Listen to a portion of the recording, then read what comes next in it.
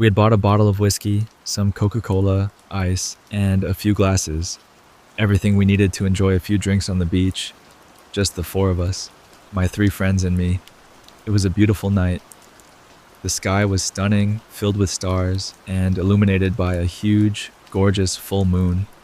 We talked about girls, football, motorcycles, and the big party we were planning to throw to end the summer. The conversation was lively, and one of my friends, probably already tipsy, started telling awful jokes. But since we were all a bit drunk, we laughed even harder. Then one of my friends suddenly got serious and told us a legend he had heard in a small village during his vacation. The way he told it, it was like he hadn't had a single drop to drink. Listen, I'm going to tell you a legend I heard recently in my dad's hometown. Apparently, when there's a full moon, if you step into the shower, close your eyes and say Sheila 3 times. Don't tell me Sheila appears, right? I interrupted mockingly. Ah, so you've heard it too, he said, surprised. I haven't, but come on, that's classic. Say Veronica 3 times while going upstairs, and her ghost shows up to push you down. We all burst out laughing, except Pedro, who wasn't amused at all. In fact, he looked angry. Go ahead and laugh, but that girl has killed people, he said. Okay, but who the hell was Sheila? One of my friends asked. She was a little girl who died bleeding out in the bathroom. Supposedly, she slipped and hit her head. She tried to call for help, but no one heard her. Her mom didn't because she was drunk, and now she's out for revenge, or something like that. I glanced at my friends, and we all burst out laughing again. Pedro, who had told the story, got even angrier and said he always showers with his eyes open and sings ever since he heard about Sheila. That only made us laugh harder. But to be fair, he kind of had a point, because whether it's true or not, the moment someone tells you not to think about something, you do. It's wild. So we went back to chatting and drinking. When the whiskey ran out, we hit a nightclub to dance and then headed home. On the way back, one of my friends blurted out the dumbest challenge you could imagine. I bet you don't have the guts to take a shower right now.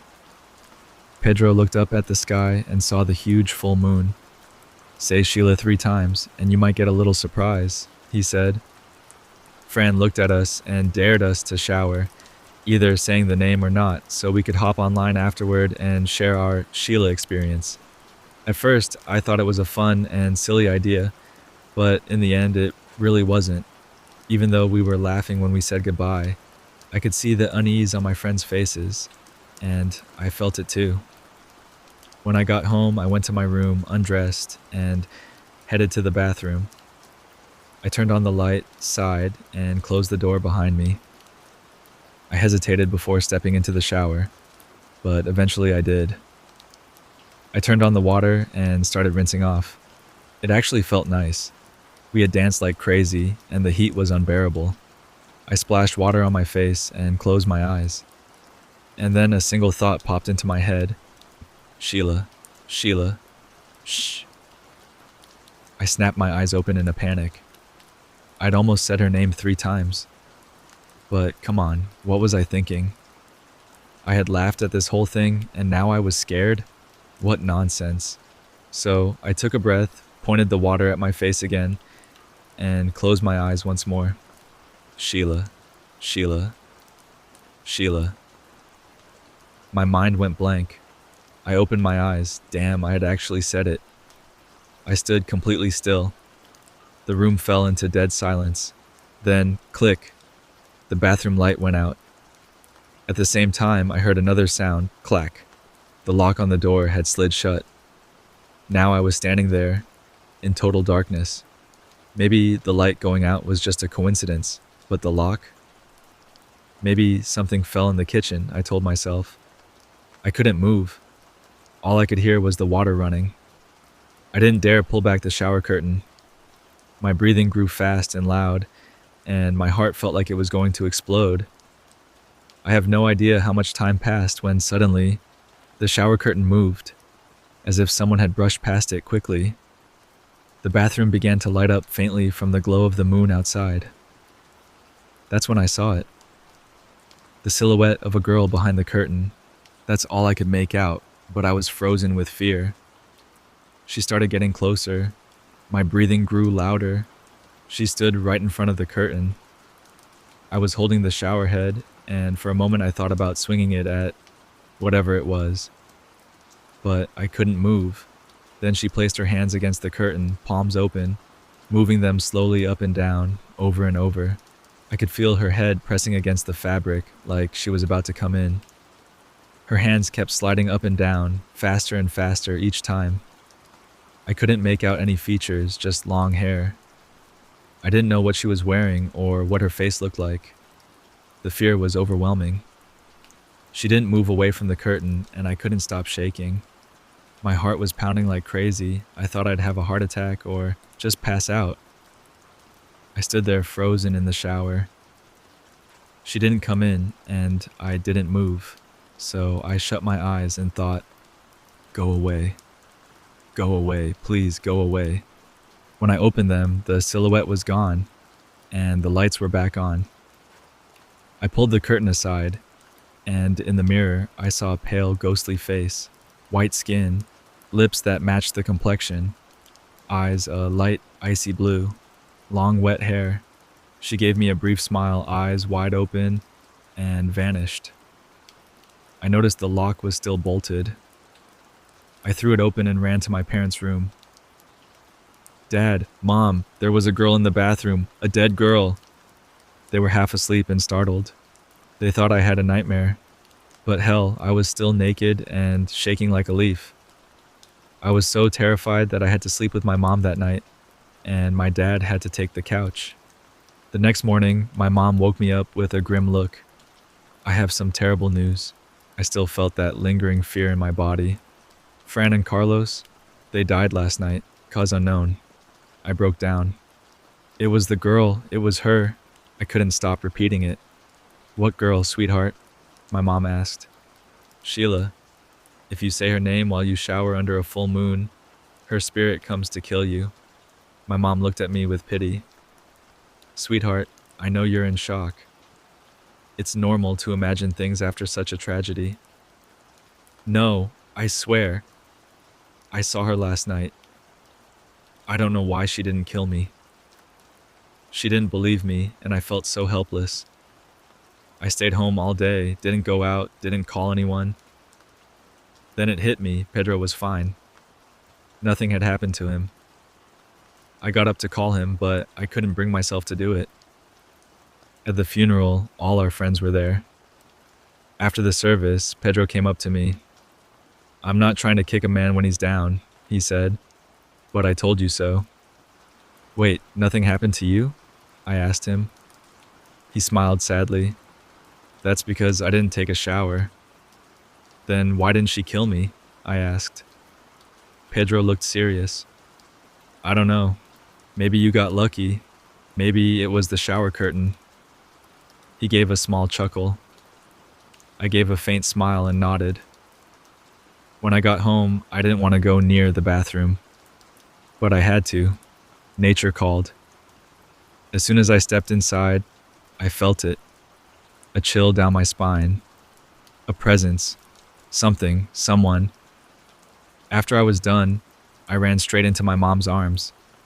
That became a routine. For almost a month, I couldn't pee without feeling watched. Eventually, I got used to the chill and the ghostly presence that seemed to haunt every trip to the bathroom. 3 years have passed since then. Even now, I still feel it. That cold, that presence. Maybe it's Sheila, maybe not. But once, while I was showering using Pedro's method, singing loudly and keeping my eyes wide open, I swear I felt someone there with me. I heard something being written on the fogged-up mirror. When I got out, I wasn't surprised by what I saw. "I'm waiting, Sheila."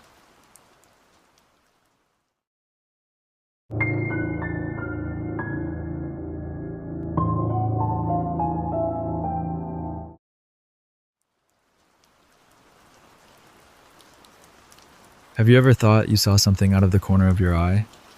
A figure, something black, something dark. And when you turn your head quickly, it's gone. This story I'm about to tell you actually happened. Whether you find comfort in thinking the person who experienced it was just insane is up to you. But they say it was this very story that drove him insane. He was a teenager at the time, and it happened to him constantly. Seeing things just barely, always in the periphery. You know, the way it happens to all of us. Except for him, it started happening more often. Twice as much. Then 3 times, then 4, then 5. He said he didn't tell his parents because it didn't seem important. Not really. He didn't get along with them anyway. It was just a weird little thing, nothing more. He mentioned it to his friends, but none of them had experienced it as often as he did. And instead of getting better, it got worse. Until one day, the inevitable happened. He turned his head to catch a glimpse of the thing at the edge of his vision. And this time, it hadn't disappeared. It stayed there, tall, unnaturally tall, emaciated with ribs that jutted out in impossible ways. Its skin was oily, sickening to look at. Completely naked, but with no genitals. Its legs were like sticks, if you could even call them legs. The shoulders protruded grotesquely. A long, thin neck held up an enormous head. Too large, so large it looked like it shouldn't be physically possible to support it. The face was smooth, no wrinkles, no features, no mouth. Just 2 huge, hollow sockets for eyes. And it was staring directly at him. He says that moment would have been the most horrifying of his life, if not for what came after. But in that instant, he remembers flipping the chair he was sitting in and bolting down the hall, crying, screaming, shouting, and crashing into his parents' room. His father opened the door, and he threw himself onto the bed, his dad closing the door behind him, cutting off the sight of the horrible thing that had followed him into the hallway. He remembers watching the door close, remembers thinking, "It's gone." His father opened the door again. The figure was still there, but neither of his parents saw anything. Not his dad, not his mom. That night was terrible, but it passed. The creature didn't return during the day, and for a fleeting moment, the boy allowed himself to believe it might have been his imagination. But then the next night came. This time the thing was in his room, standing right in front of the door. It didn't move, it didn't speak.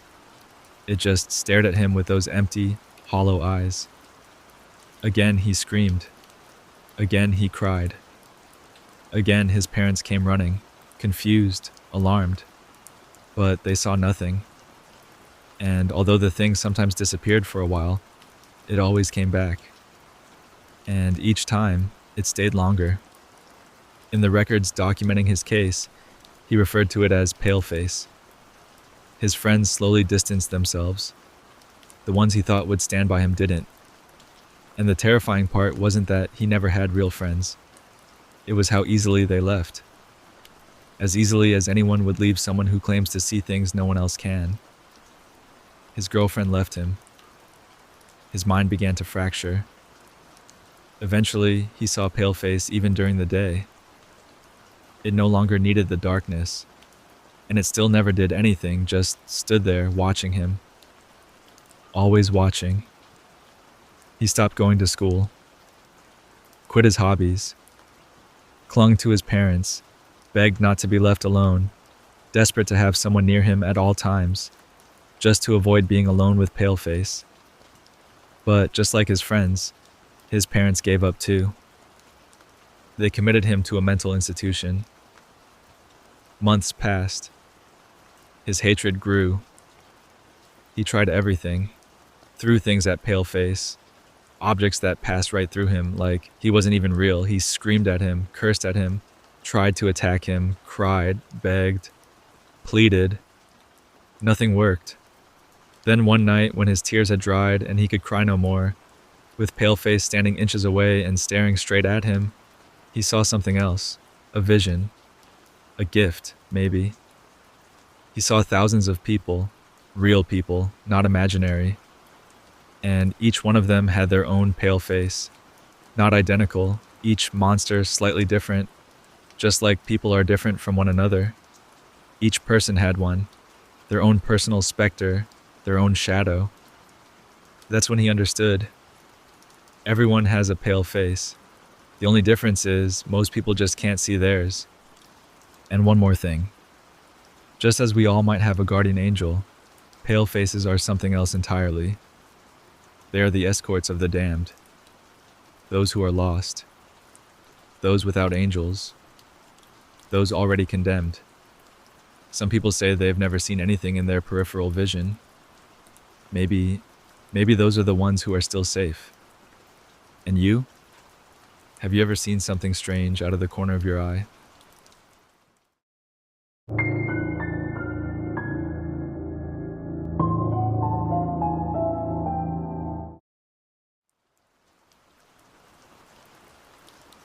Do you want to play a dangerous game? I'll tell you about one, but let me be clear. I don't want any trouble. I won't be held responsible for anyone who decides to try this. Let these words serve as my statement. I am not responsible for anyone. You're doing this at your own risk. They say there are many forbidden games. The Ouija board is one, but the Ouija is garbage.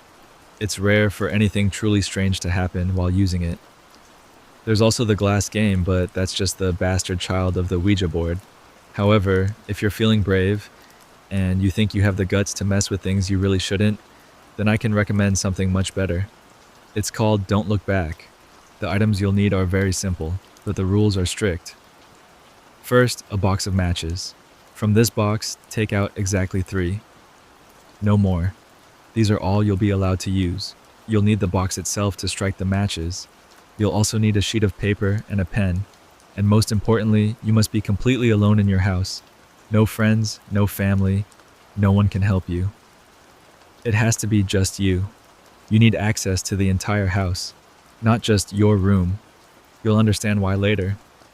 Choose one room, preferably one without any windows. If your house doesn't have a windowless room, make sure to shut and cover every window tightly. The goal is absolute darkness, the kind where you can't even see your own nose. Once that's done, there's one last requirement. You must do this after midnight. Not because the time itself matters, but because everything must be completely still. Turn on the light in the room you've chosen for this experiment. The rest of the house must remain in total darkness. Turn off your phone. Unplug any radios, computers, or anything that might make a sound. Silence is crucial. Now, once you're in the lit room, stand there in silence for about 10 minutes.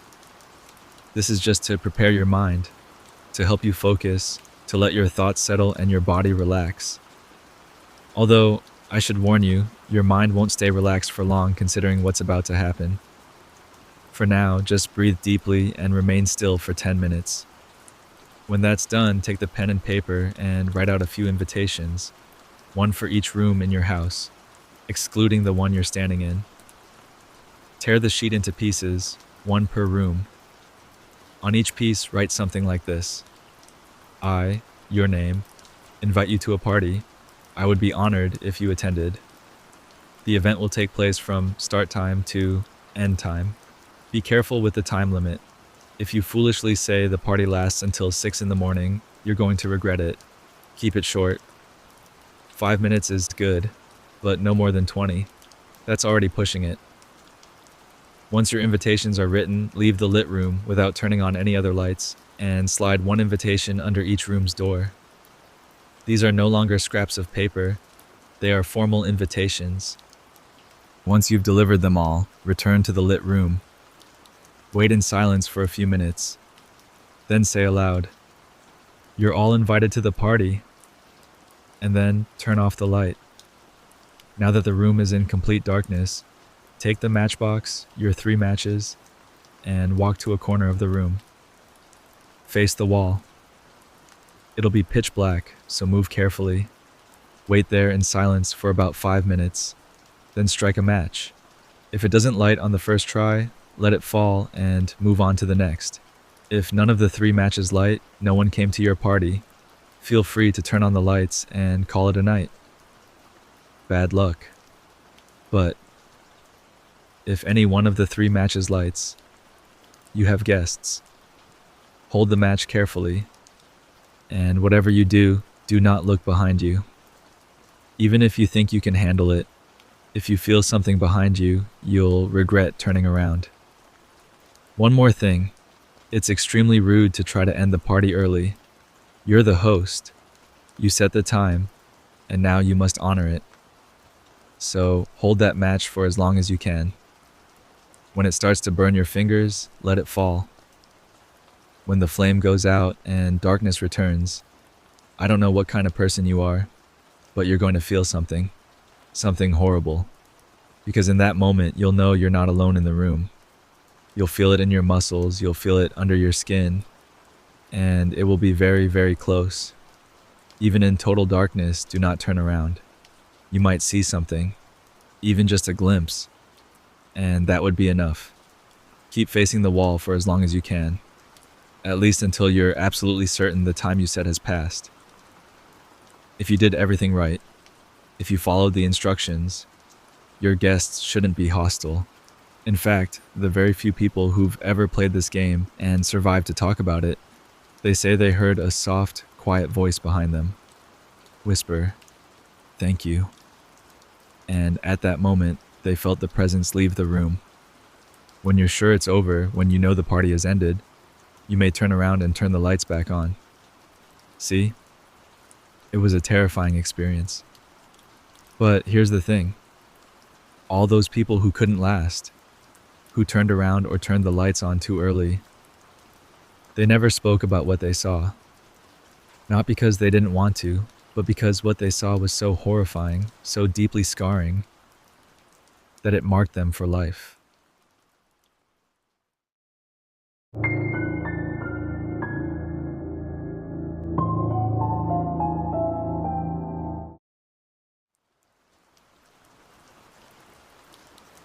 Have you ever heard people say that the most horrifying things tend to happen in big countries? Many sociologists theorize that it's because of the higher population density. It has nothing to do with a nation's geographical size, just the sheer number of people. The more people there are, the higher the odds that something unspeakable will occur. Something so disturbing that it eventually becomes legend. What I'm about to tell you is one of those legends, and it happened in the United States. It was sometime in the 1980s. The person who later became a psychiatric patient, who spent years trying to recover from what happened that night, says it all started when he simply woke up because he heard noises. He was around 8 years old, an only child. Naturally, his fear escalated the moment he realized the sounds were coming from his parents' bedroom. But there's something particularly strange about this story, something that at first might seem bizarre. But when you think about it more deeply, it feels unsettlingly familiar. When your mom or dad comes home, you recognize it without them even saying your name. You don't need to hear their voice. You can tell by the sound of their car pulling in. You know the sound, don't you? You remember it. You recognize the jingling of their keys, the weight and rhythm of their footsteps, the way they close the door. But that night, this boy didn't recognize anything. And even though he was just a kid, he wasn't stupid. So, eventually, a thought began to take root in his mind. There's someone in the house, someone who shouldn't be, and there's something else you don't need explained. When you're that young, you can't fend for yourself. Your entire world depends on mom or dad. So, this poor child, lying in bed, blanket pulled up to his chin, wide awake, assumed one of them would take care of it. There's a stranger in the house, so he stayed completely silent, clinging to the safety of his bed. But putting together the pieces, like the fact that the noises were coming from the master bedroom, where his parents should have been sleeping, and yet neither of them had said a word despite the loud thuds, that didn't point to anything good. The boy started to tremble, and years later he'd confess, through tears and guilt, that he did nothing. Because he was scared. Because he was terrified. because his mind simply couldn't face what it already knew. Deep down, he knew, but he couldn't even allow the thought to take shape. He heard the bedroom door creak open, and then the unmistakable sound of something heavy being dragged across the hallway carpet. Once, then again. The person went back into the room and came out dragging something else. You can imagine it. Each second stretched into an eternity. The boy just lay there, frozen, listening. Listening as something heavy scraped along the carpet, inching closer with each step. Until finally, it stopped. Right outside his door. The boy knew he knew that whatever it was had been dropped just outside his room. He says he realized it not just because of the sound, but because of how the intruder did it. He didn't just leave those heavy things there. He slammed them down, one by one, against his bedroom door. Trembling, holding back sobs, barely breathing, not even whimpering, he stayed as still as he could. Because he knew deep inside that something awful had happened to his parents. And he didn't want the stranger to know he was awake. He didn't want to be next. The plan made sense after all. He hadn't made a sound, so he just kept his eyes shut and tried to match the slow rhythm of sleep breathing, using every bit of cleverness a child can summon in a moment of horror. Then the door creaked. The stranger was opening it. The boy didn't move, not even a peek. He didn't want to see. He just shut his eyes tighter.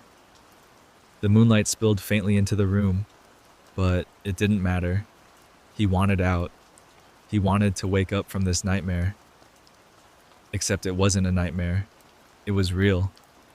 His hands trembled. His feet trembled. He wanted to cry, but he didn't. He kept pretending.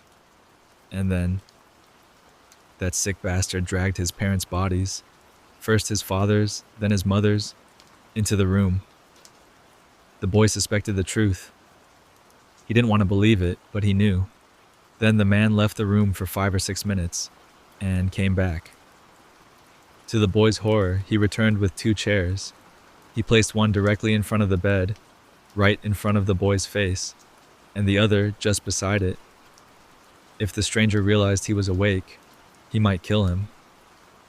The boy didn't know why he felt that so strongly, but he knew it.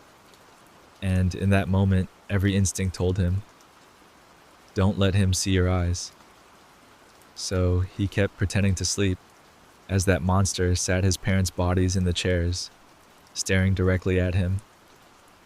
Then the man picked up a knife, or at least what the boy believes years later must have been a knife. He cut a deep, terrible wound into his father's torso, and with 2 gloved fingers, he started painting something on the wall. The wall directly across from the bed. And then the stranger left. The boy didn't cry. Not at first.